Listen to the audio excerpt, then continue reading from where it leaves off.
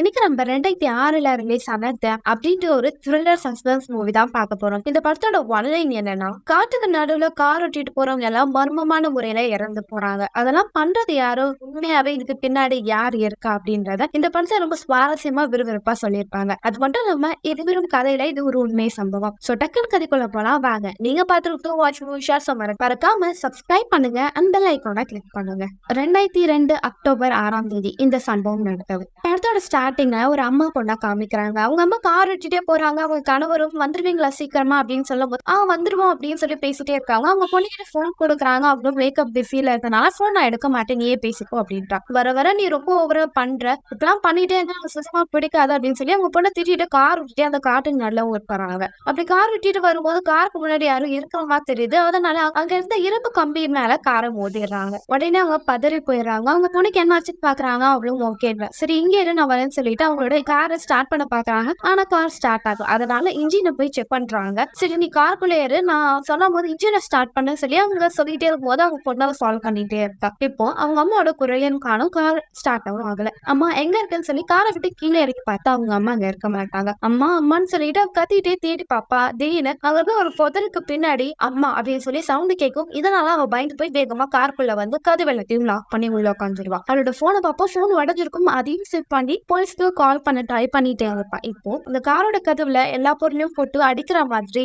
சத்தங்கள் கேட்கும். அவளை யாரும் கண்காணிக்கிற மாதிரி அவளுக்கு தெரியும். பயந்துட்டே இருப்பா. இப்போ காருக்குள்ள இருந்த லைட் டக்குன்னு ஆஃப் ஆயிடுது. யாரோ ஒருத்தங்க கயிறை வச்சு அவளோட கழுத்தை இறுக்கி அவளை கொலை பண்ண முயற்சி பண்றாங்க. அந்த கார் அந்த ஓரத்துல இருக்கும் போது மத்த கார்ல அந்த காரை கிராஸ் பண்ணிட்டு போகுது. ஆனா யாருக்கும் உள்ள ஒரு பொண்ணு உயிருக்கு போராடிக்கிட்டு இருக்கான்ற விஷயம் தெரியும். சில நாட்கள் பிறகு சொல்லி காமிக்கிறாங்க. ஒரு ஸ்கூல்ல ஒரு டீச்சரை காமிக்கிறாங்க. இவங்க தான் நம்ம படத்தோட ஹீரோயின். அவங்க கிளாஸ் எடுத்து முடிச்ச பிறகு அவங்க ஃப்ரெண்டு கிட்ட பேசிட்டு வீட்டுக்கு வந்துட்டு இருக்காங்க. அவங்க வீடு ரொம்ப தூரமா இருக்கு. கார்ல தான் டிராவல் பண்ணிட்டு ஸ்கூலுக்கும் வீட்டுக்கும் போயிட்டு இருக்காங்க. அவங்களோட கணவருக்கும் கால் பண்றாங்க. உனக்கு ஏதாவது சாப்பிட வேணுமா அப்படின்னு கேட்டுட்டு பொருட்களை வாங்கிட்டு வீட்டுக்கும் வராங்க. அப்படி அவங்க கார் ஓட்டிட்டே வரும்போது படத்துல ஸ்டார்டிங்ல ஒரு பொண்ணு இறந்து போனா அவளோட கார் இருக்கும். ஆனா காருக்குள்ள யாரோட பாடியும் இருக்காது. அந்த கார் அங்க இருக்கிற ஆபீசருங்க எல்லாம் எடுத்துக்கிட்டு இருப்பாங்க. ஈரனையும் அங்க கிராஸ் பண்ணி போவாங்க. அந்த இடத்தை தாண்டி தான் அவங்களோட வீடு இருக்கும். அந்த வீடு எப்படி இருக்கும்னா சுத்தி காணாவும் அந்த காட்டுக்கு நடுவுல ஒரு பெரிய வீடு மாதிரி இருக்கும். அந்த வீட்டுக்குள்ளேயும் வராங்க. வந்து பார்த்தா அவங்க கணவர் அங்க இல்ல. எங்க போயிருக்காருன்னு சொல்லி தேடி பார்த்தா பின்னாடி இருக்கிற ஒரு இடத்துல அவர் வேலை பார்த்துட்டு இருப்பாரு. இவர் ஒரு ரைட்டரு. அதனால அங்க டைப் பண்ணிட்டே இருப்பாரு. உண்மையாவே அவர்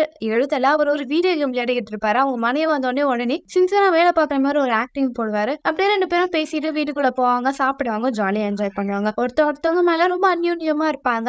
அன்னைக்கு நைட்டு ஈரண்டி தூங்கிட்டே இருக்கா. இப்போ யாரோ கால் பண்ற சவுண்ட் கேக்குது. போயும் பாக்குறாங்க. ஆனா எந்த ஒரு வாய்ஸும் கேட்க. அதனால நைட் தூங்க போலான்னு சொல்லி பெட்ரூம்ல போய் தூங்குறாங்க. அவங்க தூங்கிட்டே இருக்கும் போது அவங்கள யாரோ கண்காணிக்கிற மாதிரி அவங்க தெரிய வருது. கொஞ்ச நேரம் கழிச்சு அவங்க கண்ணை திறந்து பாக்குறாங்க. அவங்க கார் நிறத்துல இடத்துல இல்லாம கொஞ்சம் தள்ளி இருக்கு. இதனால இரண்டுக்கு பயம் வருது. அவங்க கணவரை எழுப்புறாங்க. எனக்கு தெரிஞ்சு நம்ம வீட்டுக்கு வெளியே யாரும் இருக்காங்க போல, நம்ம பாக்கணும் வாங்கன்னு சொல்லி அவரை எழுப்பி கூட்டிட்டு போறாங்க. அவங்களும் வெளியே போகிறாங்க. அவங்க மனைவிக்கு கொஞ்சம் பதட்டமாவே இருக்கு.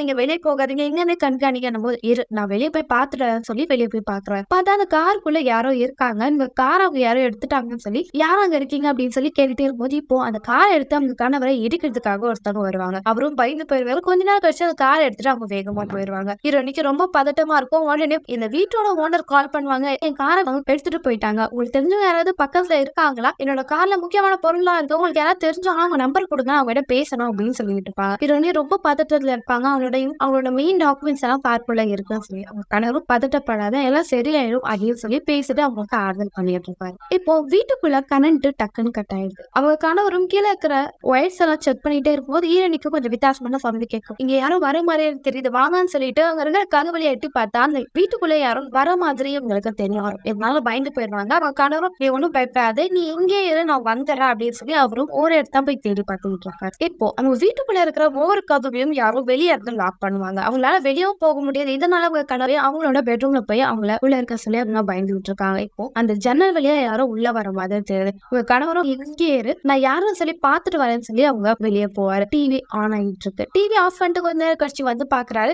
திரும்பவும் அந்த டிவி ஆன்லயே இருக்கு. பயந்துட்டே இருக்கும்போது இப்போ யாரோட காலில் வேகமா குத்துறாங்க. காலில் அடிபட்டுது. அதே நேரத்துல இங்க அவங்க மனைவி இருக்க ரூமுக்குள்ள கதவை யாரும் வேகமா தட்டாங்க. கதவை ஓபன் பண்ண முயற்சி பண்றாங்க. அவங்க மனைவியும் பயந்துகிட்டு இருக்காங்க. அதே நேரத்துல அந்த கதவோட ஓட்ட வழியா யார் அதுன்னு எட்டி பார்த்தா ஒரு கம்பி எடுத்து அதுக்குள்ள சொல்லுவாங்க. அவங்க முகத்துல ஆழமான ஒரு வெட்டு விழுந்துரும். இங்க அவங்க கணவன் உயிருக்கு போராடிட்டு இருப்பாரு. வேகமா ஓடி வந்து கதவை தட்டி அவங்க மனைவியை கதவை ஓபன் பண்ண சொல்றாங்க. அவங்களும் கதவை கதவை ஓபன் பண்ணிட்டு உள்ள வந்து பார்த்தா அவங்க கணவரோட கல்ல ரத்தம் ஊத்திக்கிட்டே இருக்கும். பயப்படாதீங்க நான் அதை எடுத்துறேன்னு சொல்லி அவங்க கால்ல இருக்கிற அந்த இரும்பு பொருளை அவங்க எடுக்க முயற்சி பண்ணுவாங்க. அதே இடத்துல அவங்க வீட்டுக்குள்ள நிறைய பேர் வர மாதிரி உங்களுக்கு சவுண்ட் கேட்கும். அதனால அவங்க ரொம்ப பயந்து போயிடுவாங்க. அங்க இருக்கிற வாஷ்ரூம்குள்ள போயிட்டு போய் நீங்க எங்கே இருந்தா வெளியே யாரா இருக்காங்களா பாக்குறீங்க, வெளியே யாரா இருக்காங்களான்னு எட்டி பாத்துக்கிட்டே இருப்பாங்க. அதே இடத்துல அங்க யாரோ ஒருத்தன் ஹீரோனியை பிடிக்கிறதுக்காக வருவாங்க. பயந்து போனவங்க அவங்களும் அவங்க கிட்ட இருந்து வேகமா ஓட முயற்சி பண்ணுவாங்க. பால்கனி கிட்ட வந்துருவாங்க. அவங்க வந்து அவங்களை குத்த வரவா அவங்கள தள்ளி விட்டுனாலே அவங்க கீழே வந்துருவான். அவங்க கீழே விழுந்த உடனே அவங்க கூட வந்து இன்னொருத்தவன் ஹீரோனி மேல இருக்கான்ற விஷயம் தெரிஞ்சு அவளை பிடிக்கிறதுக்காக மேல வருவான். அவங்களும் வேக வேகமா ஒரு ரூமுக்குள்ள போய் ஒளிஞ்சுக்க ஆரம்பிப்பாங்க. அவங்க கணவரை கூட்டிட்டு அந்த இடத்த விட்டு தப்பிக்க முயற்சி பண்ணுவாங்க. அப்படி எல்லாரையும் தள்ளி விட்டு அந்த கதவை லாக் பண்ணிட்டு காட்டு வழியா அவங்க கணவரை கூட்டிட்டு ஓடிட்டே இருப்பாங்க. அப்படி ஓடிட்டே இருக்கும் போது இவங்களை தேடி நிறைய பேரு டார்ச் லைட்டை எடுத்துட்டு வர ஆரம்பிச்சிருவாங்க. இவங்களால தப்பிக்க முடியாது. அப்படி ஓடிட்டே இருக்கும்போது அங்க ஒரு இரும்பு கம்பியை பார்ப்பாங்க. அந்த கம்பிக்கு அந்த பக்கம் போனாதான் தப்பிக்க முடியும். ஈரணி அந்த சைடு போயிருவாங்க. ஆனா அவங்க கணவரால மேல எகிரி குதிக்க முடியாது. நீ போய் உதவி யார கூட்டிட்டு வா, நாங்க மறைஞ்சுக்கிறோம், தயவு செஞ்சு அவங்க வந்து போன்னு சொல்லி உங்க மனைவியா போக சொல்லுவாங்க. அவனும் ரொம்ப தூரம் ஓடி போயிட்டே இருப்பாங்க. அவங்க ஒரு காருக்கு தான் பார்ப்பாங்க. காருக்குள்ள யாரும் இல்லாத காரை எடுத்துட்டு தப்பிக்கலாம்னு சொல்லி காரோட கீழே தேடுவாங்க. ஆனா அவங்க கிட்ட யாரோ ஒருத்தன் வர மாதிரி உங்களுக்கு சத்தங்கள் கேட்குது. அதே இடத்துல எங்க கணவரும் அங்க ஓட முயற்சி பண்றாரு. அவங்களை தேடி யாரும் துரத்திட்டு வர மாதிரியே தெரியுது. எப்படியும் அங்க இருந்து தப்பிச்சு அவர் நடந்து வராது. பார்த்தா கார் எடுத்துட்டு யாரும் வேகமா போற மாதிரி தெரியுது. கண்டிப்பா அவங்க மனைவியா தான் இருக்கும்னு சொல்லி நிறுத்துன்னு கத்துவாரு. ஆனா குரல் கேட்காது. கொஞ்ச தூரம் போன பிறகு காரு நின்றோம். அவங்களும் கிட்ட போய் பார்த்தா காருக்கு பக்கத்துல வேற ஒரு முகத்தை மூடிட்டு ஒருத்தர் நின்று விட்டுருப்பான். அங்க வந்து கம்பை எடுத்து அவன் மண்ணிலேயே அடிச்சுட்டு இப்போ ஹீரோயை தேடி போவாரு. ஆனா அவங்க ஒரு பாதாளத்துக்குள்ள போற மாதிரி ஒரு வழி இருக்கும். அங்கதான் அழுகுற சவுண்ட் கேட்கும். ஒருவேளை அவங்க மனைவி உள்ள இருப்பாங்கன்னு சொல்லி உள்ள போய் பார்த்தா அங்க 2 பசங்க இருப்பாங்க. ஒரு பையன் அவங்க மனைவியோட முகத்துல கவரை கட்டி அவங்க மூச்சு விட முடியாம திணறத பார்த்து ரசிச்சுக்கிட்டு இருப்பான். இன்னொன்னு ஒரு பையன் அவங்களை விட்டு பாவம் அவங்க போயிடட்டும் அப்படின்னு சொல்லி கெஞ்சி கேட்டுக்கிட்டு இருப்பான். இங்க அவங்க கனவும் வருவாரு. வரக்குவத்துல இருந்து இரும்பு கம்பி வச்சு அந்த பையனோட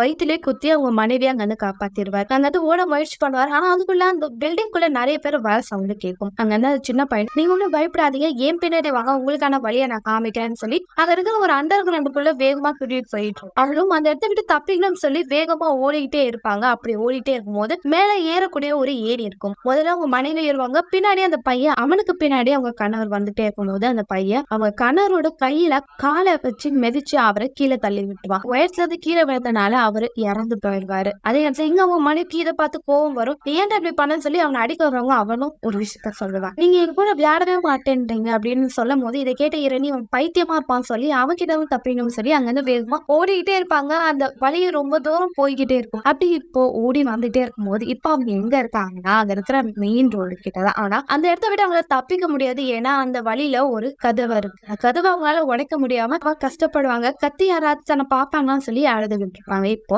அவங்கள தேடி நிறைய பசங்க வந்துகிட்டு இருக்காங்க. என் கூட விளையாடவா அப்படின்னு சொல்லி அவங்களே இழுத்துட்டு போறாங்க. இப்போ சில வருடங்களுக்கு கழிச்சு காமிக்கிறாங்க.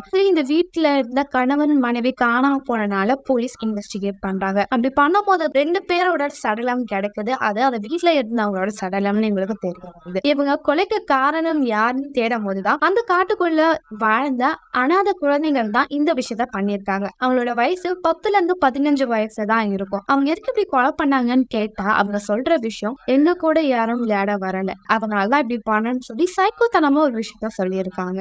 இப்ப அந்த பசங்களை காமிக்கிறாங்க. அங்க இருக்கிற நிறைய பசங்க எல்லாம் அங்க இருக்கிற பஸ்ஸுக்குள்ள ஏறி போன மாதிரி இருக்கும். படத்தோட எண்ட்ல ஒரு சின்ன விஷயம், குழந்தைகள் எல்லாம் வளர்ற விதத்துலதான் அவங்களோட வாழ்க்கையே இருக்கு அப்படின்றதான் இந்த முழு படத்தோட கதையே. அனாதையா இருக்கிற குழந்தைகளுக்கு கைட் பண்ண யாரும் இல்லாதனால இது மாதிரி தவறான விஷயத்த அவங்க செய்ய ஆரம்பிப்பாங்க. சோ அவ்வளவுதான் படம் கொஞ்சம் வித்தியாசமா வந்திருக்கும். உங்களுக்கு பிடிச்சிருக்கும்னு நினைக்கிறேன். அடுத்த ஒரு வித்தியாசமான படத்தை உங்களை சந்திக்க வரேன். Until then, bye bye.